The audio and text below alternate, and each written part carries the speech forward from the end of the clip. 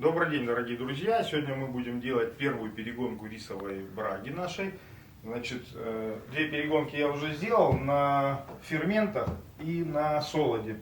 Остались на коджи. Бочка отбродила давно, уже дня 4 как отбродил. Смотрите, значит, раздробленный рис намного быстрее выбраживает. То есть в среднем у меня около 2 недель оно бродило на раздробленном рисе. Я его не пропаривал, ничего, просто поставили на водичке на теплой. И выбродило за 9 суток. За 9 дней оно выбродило полностью. Смотрите, значит, у нас ферментов на брага с ферментами вышел 51 литр спирта сырца, 34 градуса. А на солоде вышло 36-градусного 59 литров. Но у нас тут было еще 10 килограмм солода, не забываем про это. В принципе, выход получается на солоде и на ферментах одинаковый. Единственное, по органолептике, естественно, на солоде намного приятнее запах браги был. И по вкусу я там на язык пробовал. Вот этот на ферментах кислятина, он такой намного кислее был. Ну, выход одинаковый.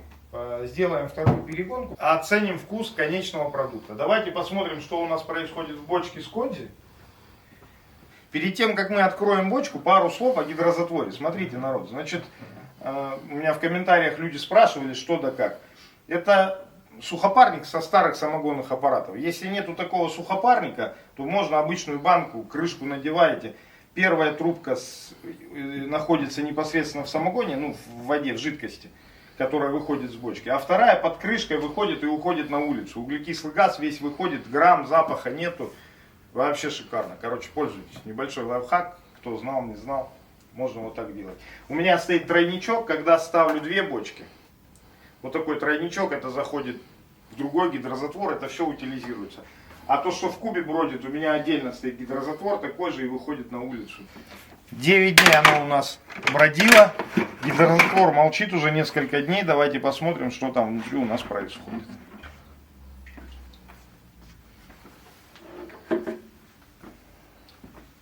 Ну, брага осветляется уже, она прозрачная практически. Ну, взвесь риса есть немножко, ну так она вот, она прозрачненькая. На вкус. Горькая, кисло-горькая, ну нормально. Вот. Давайте перельем это дело в куб и будем перегонять. Дальше покажу, что делать.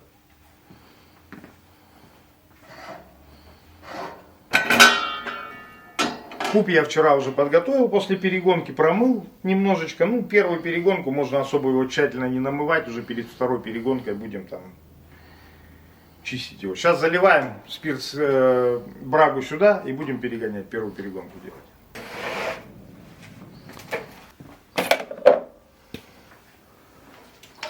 Все, просто переливаем самым нехитрым способом.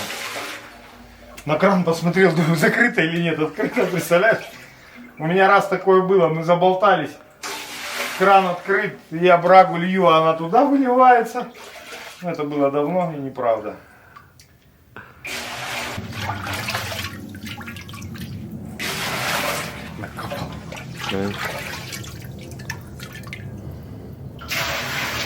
И вот так 200 раз, народ. И наша брага будет там. С коджи? No. Короче, смотри, коджи это дрожжи, которые, скажи, ну, плесень содержат. Рис, короче, рис там пропаривают изначально.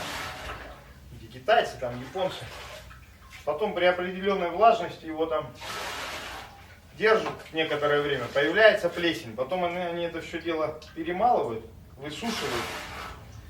Короче, эта плесень разъедает, получается, крахмал. Сперва в сахар превращает, а потом эти же дрожжи едят сахар. То есть вообще ничего не надо. Заморочки, грей, не грей. Засыпал эти дрожжи, они короче, все сами все сделали, только перегнать.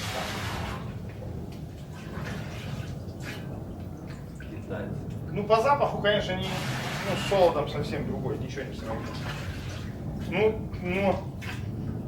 Блядь, ну лучше, чем этот. Ферменты вообще жуть такая редкая.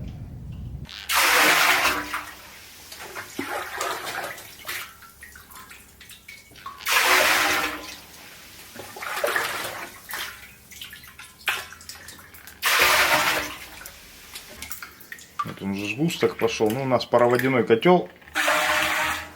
Можно перегонять. Хоть как оно не пригорит, ничего. Короче, чисто нагреет, да? Да.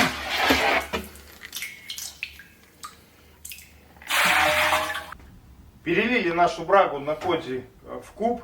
Сейчас будем включать нагрев и собирать дистиллятор. Будем кипятить нашу медную насадку с прошлой перегонки. Покажу сейчас.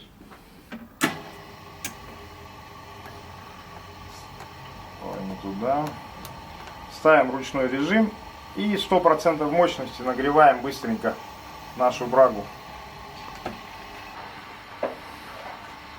Наберем водички. Итак, народ, в кастрюльке наша медная насадочка с прошлой перегонки, она у нас аж фиолетовая такая. Все серные соединения на ней собрались. Мы сейчас зальем это водой, включим нагрев и прокипятим в лимонной кислоте это все дело.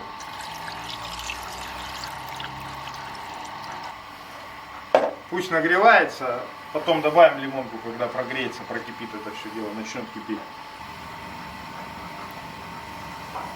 Вода у нас закипает, все, вот этот шмурдяк весь всплывает, налет серый. Сейчас добавим немножко лимонной кислоты. Аккуратно добавляйте, когда кипит, потому что реакция, и пару секунд идет бурная реакция.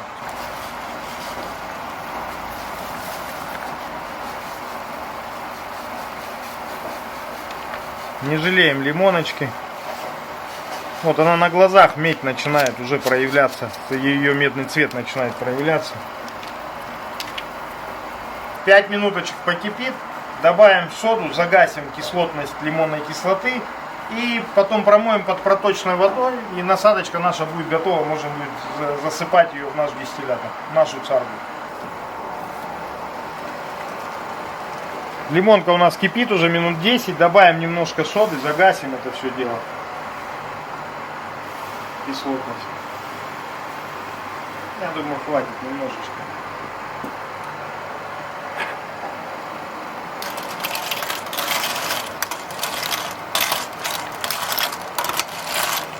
Сейчас под проточной водой оно промоется очень хорошо. Будет блестеть наша насадочка. Горячая.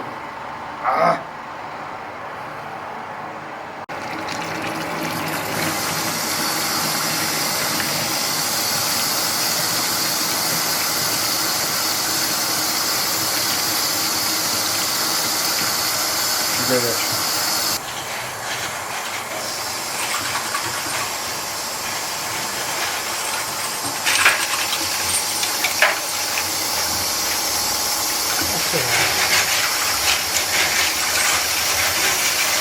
Промыли нашу медную насадочку.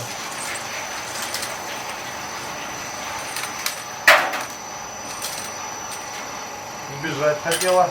Вот она чистенькая, можно засыпать в наш дистиллятор. Сейчас соберем и будем засыпать. Итак, берем нашу царгу, вставляем в нее пыш из РПМ. Это регулярная проволочная насадка в переводе. Так, а ну-ка стоять. И засыпаем нашу насадочку сюда.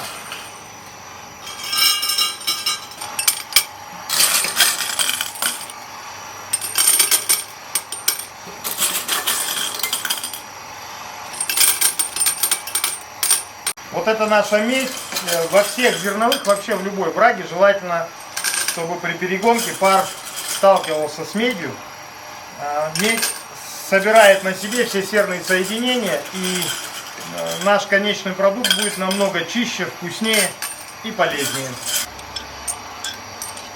Немножко влажная она, ничего страшного. Ставим нашу царгу на куб и закрепляем это все дело.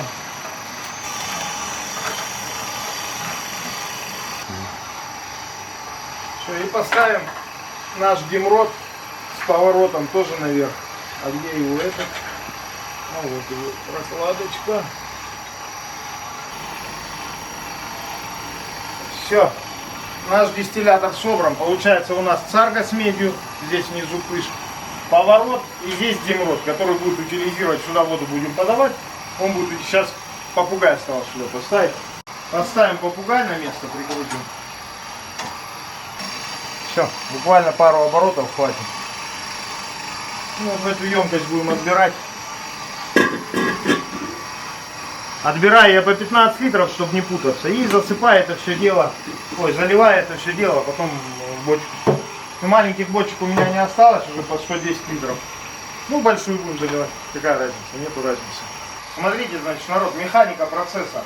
Нагревается наша брага, пары начинают подниматься. В чем прикол вообще вот этой дистилляции всего вот этого? Пары спирта испаряются раньше воды, ну, их температура кипения меньше. Значит, пары спирта поднимаются, через медь проходят нашу. Серные все соединения остаются на меди, большая часть во всяком случае. Это все, этот пар переходит вот сюда, вот это холодильник. Там находится вода проточная, то есть вода идет, подается. И все, она конденсирует все эти пары, превращает опять в жидкое состояние, и мы собираем это все дело. Отбираем мы до спиртуозности, до крепости в струе, это мы будем замерять с помощью попугая, до 12%. Кто-то отгоняет насухо до нуля. Я все дистилляты гоню до 12% первую перегонку. Пока у нас греется брага, два слова о дрожжах. Я в первой части уже потом сам на видео увидел, что не рассказал. Значит, в солодовый затор и в затор с ферментами я добавлял дрожжи. Вообще все зерно, которое я перерабатываю, стараюсь работать дрожжами Fermentis. Это не реклама, они очень хорошие на самом деле, М1 называется. Я добавляю по норме 2 грамма на килограмм сырья, я добавляю по 1 грамму. Выбраживаю чуть дольше, но отлично все выбраживает. У меня отгуляло за 10 дней и ферменты, и солод отгулял с 1 граммом. Если кто-то торопится, ну, я не знаю, 5-6 дней, 2 грамма добавляете на килограмм сырья, отыграет быстро. Кодзи, я здесь показываю, их уже нету, они уже здесь. Кодзи отыграли за 9 дней. Перемолотый рис отыграл за 9 дней. Так он обычно 2 недели бродит. У меня во всяком случае. А вот попугай уже наполняется водой. Ой, не водой, а самогоном. Водой наполняется. Водой мы из-под крана бы набрали. Спустим лишний пар. Его уже много, тут уже термодатчик даже не показывает.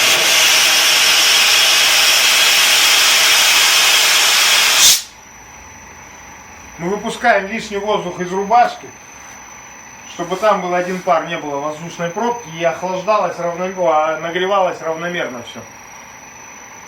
Все, сейчас пойдут первые капли уже. Попугай наполняется. Будем отбирать с неимоверной скоростью спирт-сырец наш.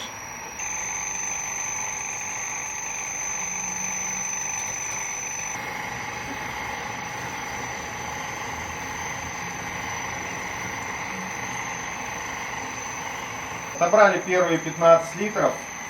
Сейчас перельем в бочку, чтобы знать, сколько отобрали. И будем дальше продолжать отбор.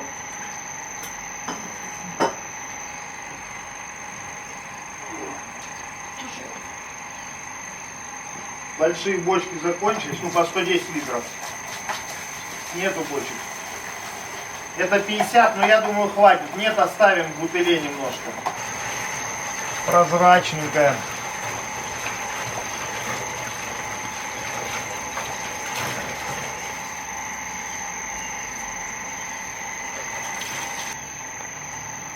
Готово. Ого. Представляешь, разбил бы.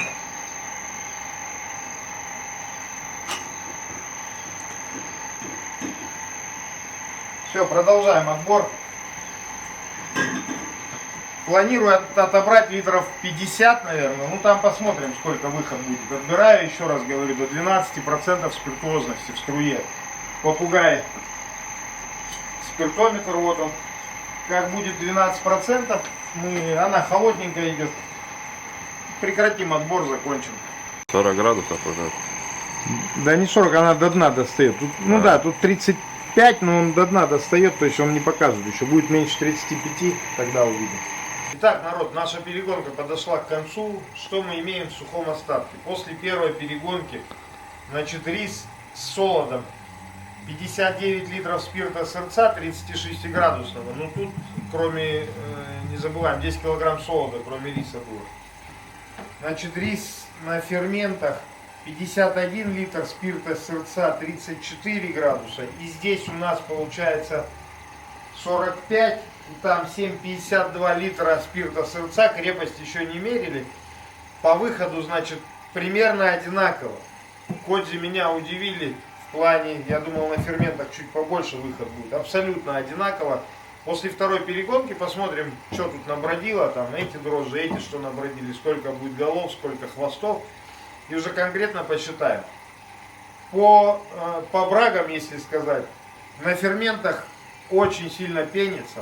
Запах, ну, он нормальный, если там сахарный сравнивать. Но по факту из вот этих трех самый хреновый запах.